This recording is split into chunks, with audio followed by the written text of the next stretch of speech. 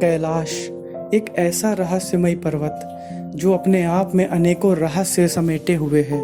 वैज्ञानिक आज भी इसके रहस्यों की जांच पड़ताल करने में जुटे हुए हैं, परंतु उनको कोई भी सफलता हाथ नहीं लगती है। तो आज मैं आपको बताने वाला हूँ भगवान शिव के इस पवित्र निवास स्थान कैलाश पर्वत और इससे जुड़ी हुई अनेकों कहानियों और तथ्यों के बारे में, जिनसे वैज्ञानिक भी आज तक हैरान हैं।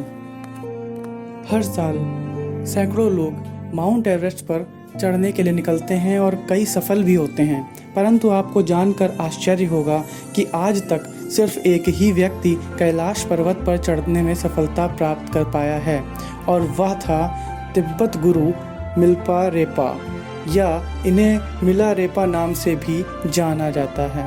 मिलारेपा एक तिब्बतन गुरु थे जिन्होंने अपनी सारी इंद्रियों पर काबू पा लिया था। वह कुछ ही समय में कैलाश की चोटी तक पहुंच जाते थे और वहां से वापस भी आ जाते थे, क्योंकि उन्होंने योग के द्वारा अपनी सभी इंद्रियों पे काबू पा लिया था।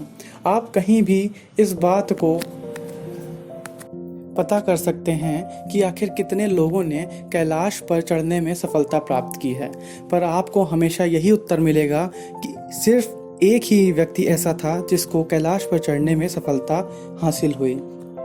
वैसे दोस्तों, मिलारेपा ने भी कैलाश से उतरने के बाद सबसे यही कहा था कि किसी को भी उस पर्वत पर मत चढ़ने देना, क्योंकि वहां पर किसी को भी नहीं जाना चाहिए। जब इतना योगी पुरुष ऐसी बातें कहता है तो ज़रूर वहां पर कुछ न कुछ रहस्य तो छिपा ही होगा।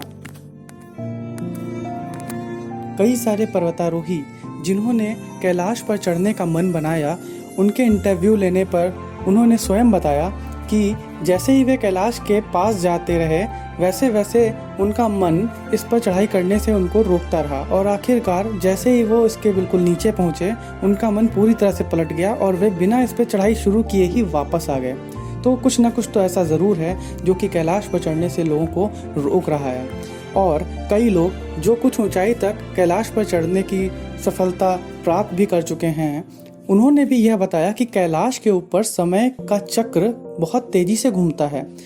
जो लोग 2 ही हफ्ते कैलाश पर रहे, उनके बाल और नाखून इतने ज़्यादा बढ़ जाते थे जैसे कि महीनों बीत गए हों, या जो लोग 2 दिन भी कैलाश पर बिता लेते हैं, उनके बाल और नाखून इतने बड़े हो जाते हैं जैसे कि 2 महीने बीत चुके हों।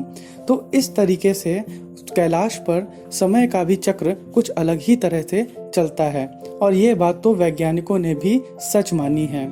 इसके साथ ही जब एक बार एक रशियन आई सर्जन ने कैलाश पर एक एक्सपीडिशन किया था, जिसमें उन्होंने कई सारे जियोलॉजिस्ट और भी कई तरह के साइंटिस्ट को अपने साथ लिया था। जब उन्होंने इसके ऊपर रिसर्च की तो उनको पता चला कि शायद यह एक बड़ा सा पिरामिड है। जी हाँ दोस्तों, आपने सही सुना। उनको ये लगा कि ये एक पिरामिड है और शायद ये आर्टिफिशियल है, यानी मनुष्य द्वारा बनाया गया है, ये असली पहाड़ नहीं है, क्योंकि काफ़ी लोगों ने यह भी माना है कि इसके अंदर से एक रेडियो एक्टिव एनर्जी निकलती रहती है।